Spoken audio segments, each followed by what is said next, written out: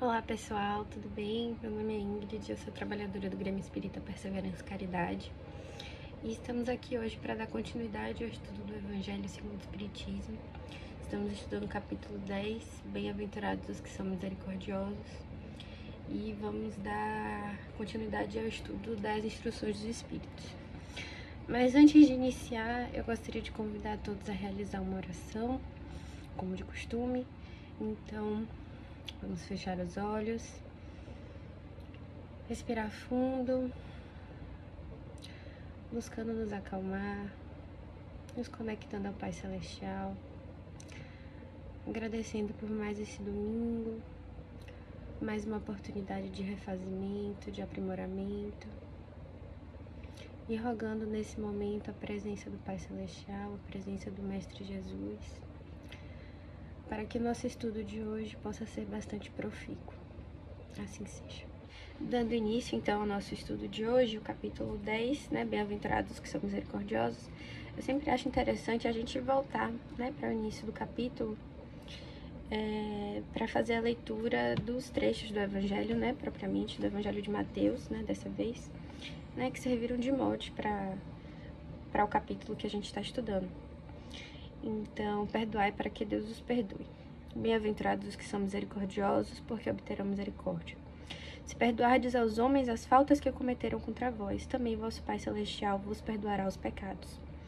Mas se não perdoardes aos homens quando vos têm ofendido, vosso Pai Celestial também não vos perdoará os pecados. Se contra vós pecou vosso irmão, e de fazer-lhe sentir a falta em particular, a sós com ele.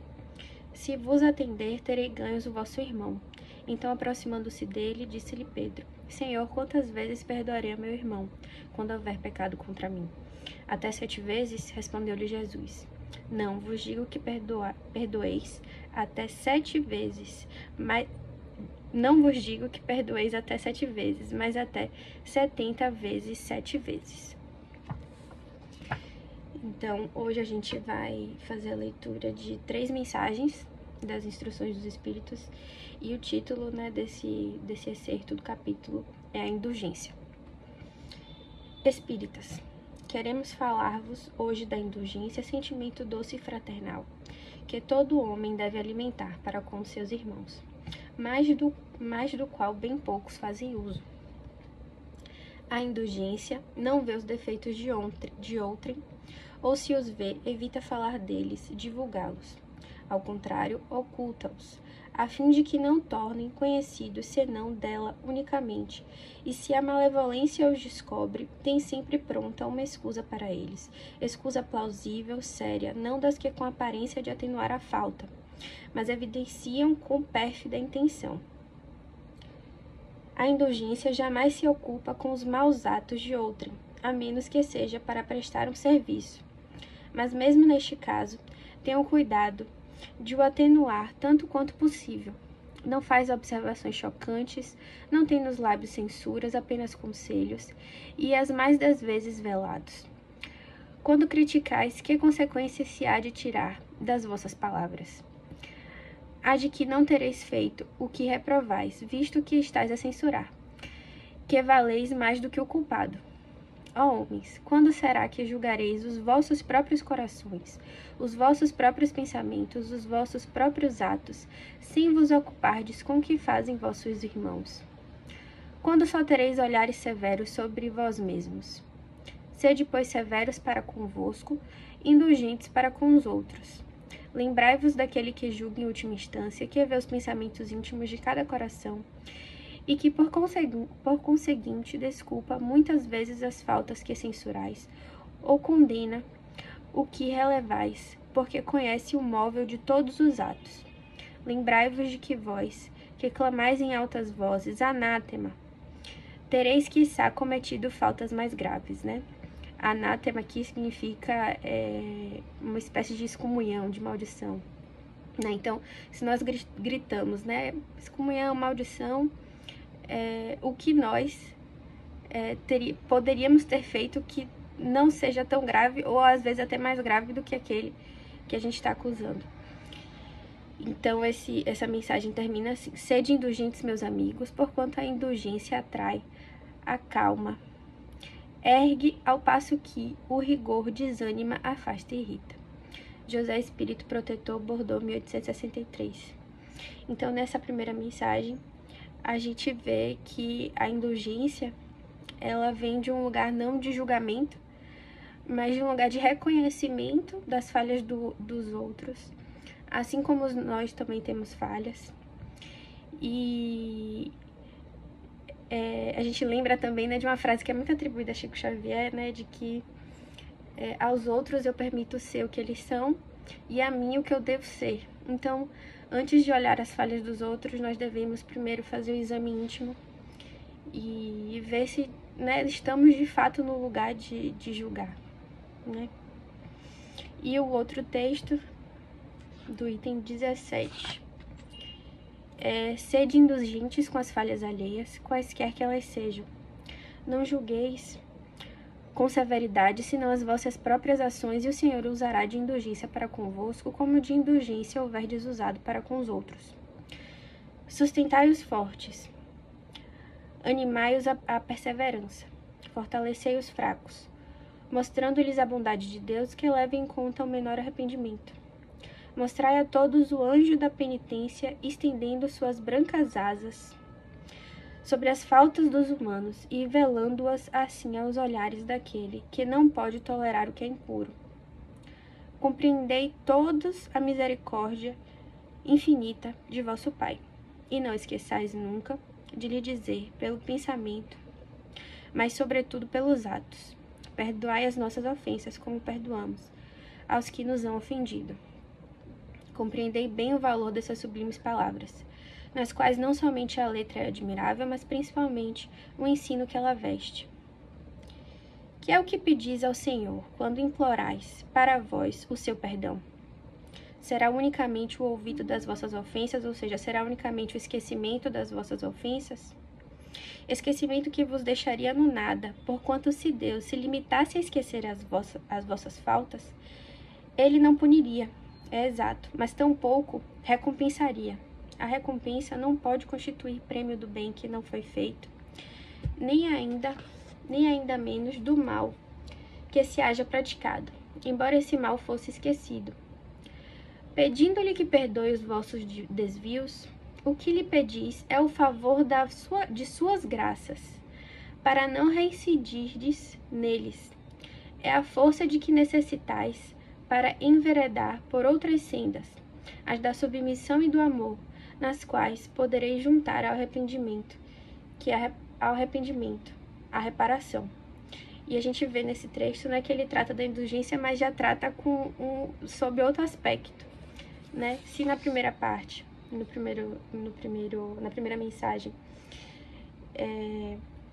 a ideia da indulgência, levando em consideração que o outro é igual a mim, que também está sujeito às mesmas falhas, às mesmas vicissitudes que eu, aqui essa mensagem já traz a ideia de que o perdão ele deve ser acompanhado de um ato de amor para com aquele que a gente deve perdoar, né? Se nós pedimos a Deus perdão, nós não estamos pedindo unicamente o esquecimento das nossas falhas, mas a força para que nós não possamos recair novamente nessa falha.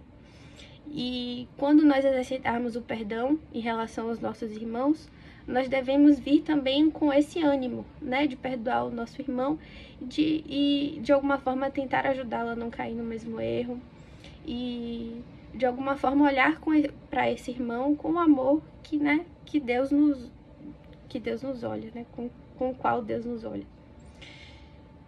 Quando perdoardes aos vossos irmãos, não vos contenteis com o estender o véu do esquecimento sobre suas faltas, porquanto, as mais das vezes, muito transparente é esse véu para os olhares vossos. Levai-lhes simultaneamente com perdão o amor. Fazei por eles o que pediríeis, fizesse o vosso Pai Celestial por vós. Substitui a cólera que conspurca pelo amor que purifica. Pregai, exemplificando essa caridade ativa, infatigável, que Jesus vos ensinou. Pregai-a como ele o fez durante todo o tempo em que esteve na terra, visível aos olhos corporais, e como ainda prega incessantemente, desde que se tornou visível tão somente aos olhos do Espírito. Segui esse modelo divino, caminhai em suas pegadas. Elas vos conduzirão ao refúgio, onde encontrareis o repouso após a luta. Como ele, carregai todos vós as vossas cruzes e subi penosamente, mas com coragem, o vosso calvário, em cujo cimo está a glorificação. João, bispo de Bordeaux, 1862. E a nossa última mensagem é: caros amigos, sede severos convosco. Aqui novamente, né, aquela ideia de que conosco nós devemos ser rígidos, mas com o próximo a gente deve ter esse olhar indulgente. Indulgentes para as fraquezas dos outros. É esta uma prática de santa caridade que bem poucas pessoas observam. Todos vós tendes maus pendores a vencer, defeitos a corrigir, hábitos a modificar. Todos tendes um fardo mais ou menos pesado a alijar para poderdes galgar o cume da montanha do progresso. Por que então haveis de mostrar-vos tão clarividentes com relação ao próximo e tão cegos com relação a vós mesmos?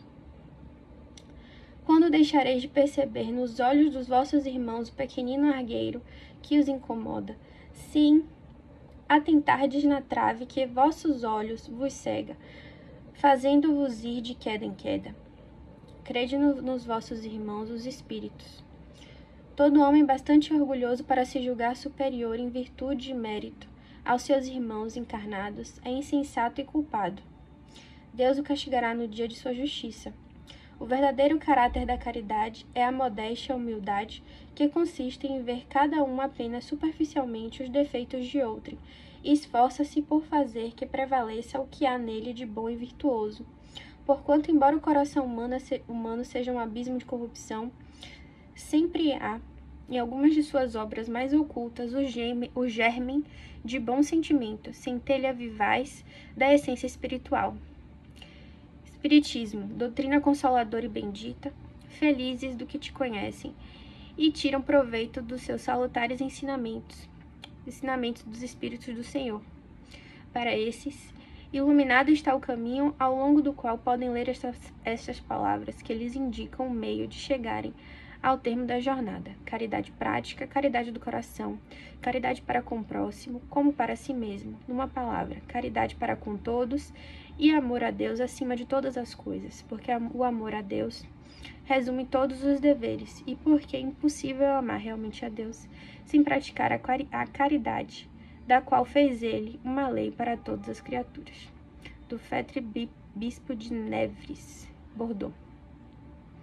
Então, a gente tem aqui, né, 3 mensagens que tratam da indulgência, mas sob aspectos diferentes e que se complementam, né? Primeiro, a gente viu a abordagem da indulgência, né, com uma prática de amor, né, principalmente, mas também sob a perspectiva de que nós não devemos cobrar dos nossos irmãos, sendo que nós também estamos em falha, né? Nós estamos todos praticamente no mesmo barco, então nós não temos o direito de julgar o nosso irmão, se nem o Mestre Jesus, que quando estava aqui julgou, né, quem somos nós. Ao contrário, né, a prática do perdão, assim, é uma das grandes tônicas do Evangelho, se não a maior de todas. O entendimento de que a atitude indulgente é uma atitude não julgadora, e de que nós devemos ser duros conosco, né? Agora já tratando um pouco mais, né, da mensagem que foi dessa terceira mensagem. Nós devemos ser duros com os nossos irmãos, conosco, e ser indulgentes com os nossos irmãos primeiro, porque, né, nós estamos nesse mesmo barco, mas também entendendo que nós não conhecemos o íntimo do nosso irmão, né? Muitas vezes aquele irmão que nós julgamos já passou por uma estrada muito mais longa que a nossa, e nós não sabemos das suas dores, né? Nós não conhecemos o seu íntimo. Então, definitivamente, nós estamos no lugar do julgamento. E também a ideia, né, de que foi muito tratado nesse segundo texto, de que quando nós pedimos perdão a Deus, nós não estamos pedindo apenas o esquecimento da nossa falha, mas estamos pedindo também a força para que nós não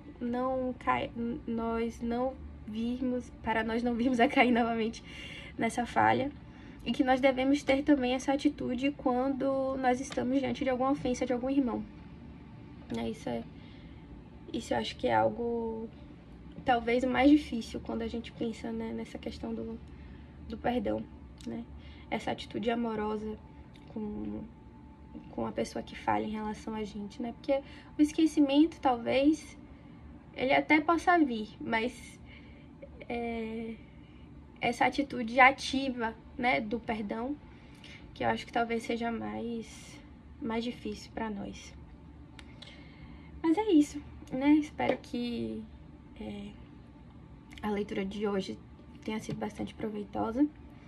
É um texto, são 3 textos, né, longos, mas que trazem ideias muito importantes e que se complementam. E é isso, né, que nós possamos colocar em prática isso no nosso dia a dia, né, a indulgência. Então, para encerrar, vamos novamente fechar os olhos, respirar fundo, buscando nos acalmar novamente, agradecendo pelo estudo de hoje, agradecendo pelas mensagens que foram lidas hoje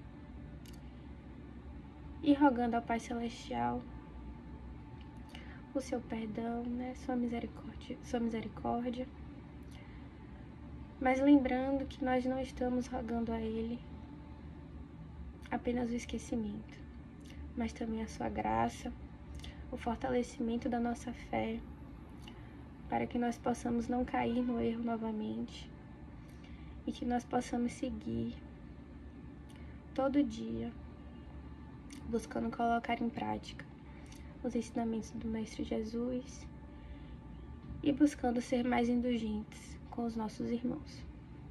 Assim seja. Tchau, tchau, pessoal.